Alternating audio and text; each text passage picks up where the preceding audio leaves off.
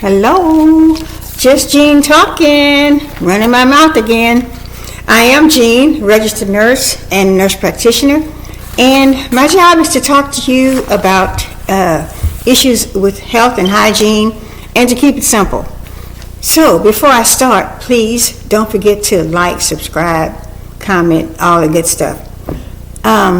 Anyway, I'm trying to keep things sort of like in a sequence so you can kind of understand where I'm going. So I talked about the other day, I talked about being kind of like down in the dumps, general malaise. Then I talked about menopause, because a lot of women tend to get down in the dumps at about that time of their life when they're going through menopause.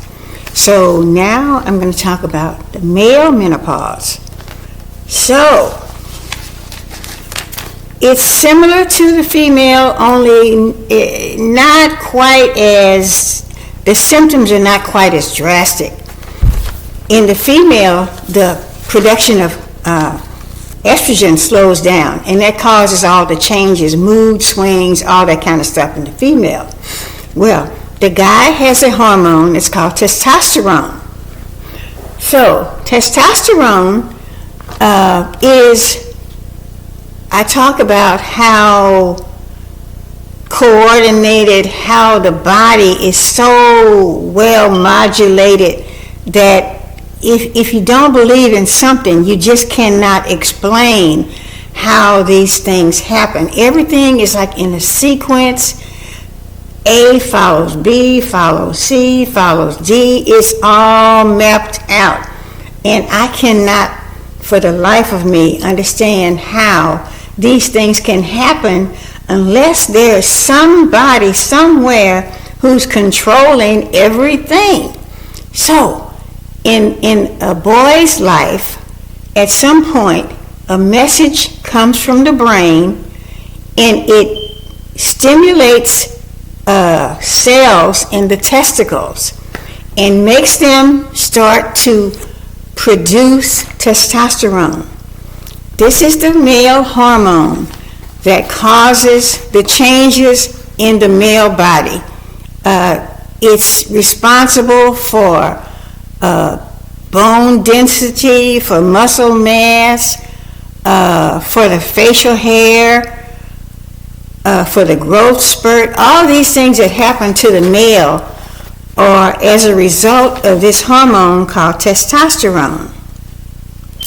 Now, when the testosterone levels reach a certain point, different changes take place in the body, as I just described. Puberty, you go through puberty. So throughout the male's lifespan, this hormone is continuously being produced. There is a mechanism, of course, that controls the levels of testosterone. It doesn't just go like wham, full speed ahead. There are feedback levels, so to speak, that control the levels of testosterone in the male body.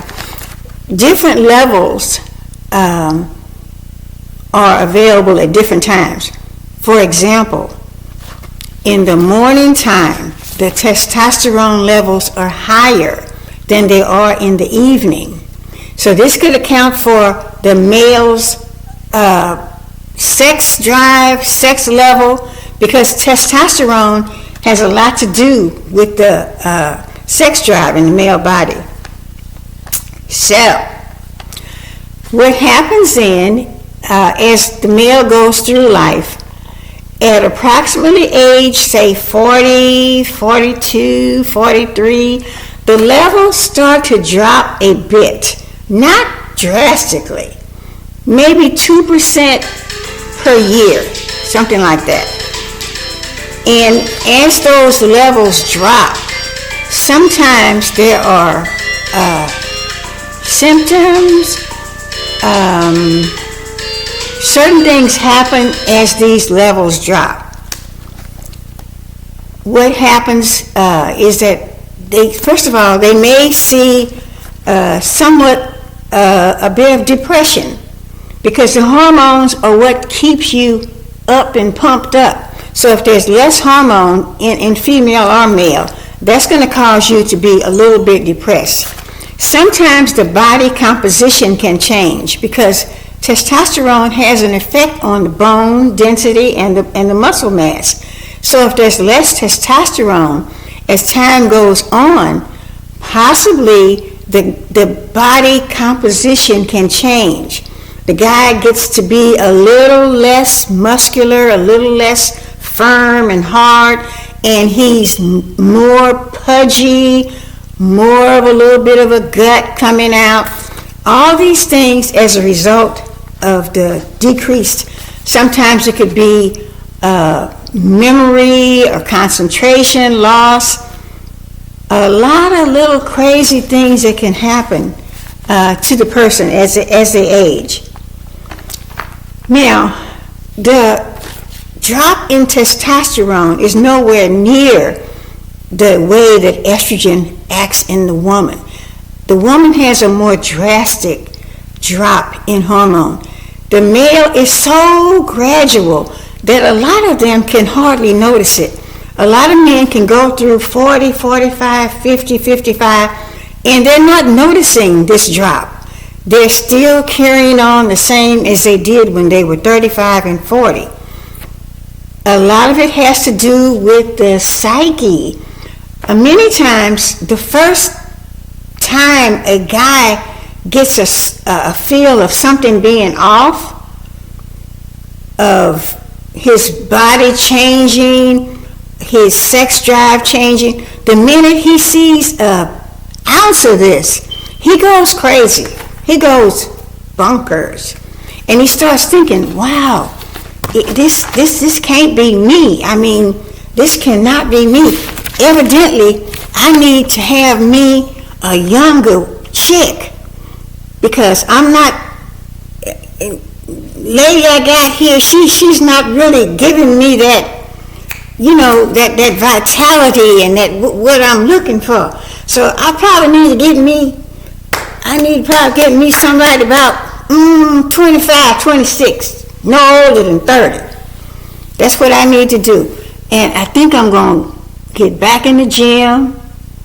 I'm going to get me a convertible. I'm going to get me some clothes that make me feel like I want to feel. I'm going to change myself. So this is what happens. And at the same time that this guy is going through this, say he's been married for 20, 25 years, and the woman is maybe 5, 6 years younger than him, but she's going through this same thing. She's got a drop in estrogen. He's got a drop in testosterone. They both are having issues. So that's why many times you see people age 45, 55 years old, they suddenly break up. And usually it's instigated by the guy who's getting all these weird feelings, all these weird sensations of not being everything that he wants to be. So, guys, how can you increase your testosterone? Here I go again, talking about exercise. Well, that's one way that you can. You can increase, or even if you don't increase your testosterone, you can keep that muscle mass and you can keep that body going the way it was, and that can eliminate a lot of those other crazy symptoms that you get that make you want to go bonkers. You get it? So, exercise, lifting weights, keeping your stress level down, certain proteins, fats, carbs can help. And alcohol does not help. A lot of times people first thing you want to do is get a drink. But alcohol may not be the right thing to do. So watch your alcohol intake, watch your diet, exercise. And by all means, keep your mind and keep it going forward. Don't be put into a bag where you can't come out of it just because you may have one or two little crazy symptoms. Keep moving forward. So that's my 2 cents for the day. And don't forget, I always forget to say this because my granddaughters always tell me I need therapy. So I have not been a person who's into therapy, but I do see the benefit of it. So all these things that I'm talking about, don't forget to seek help. Find a good therapist that you can talk to. Sometimes they can save your marriage, save your well-being just by being able to have somebody to talk to. You can't always talk to your family. You can't always talk to people that you know. Sometimes you need to seek professional help. So as always, your physician, don't forget to ask for help from your physician. Don't forget to seek therapy. And by all means, keep that best foot forward. Okay? Subscribe, like, all that kind of stuff. Help a sister out. Thank you.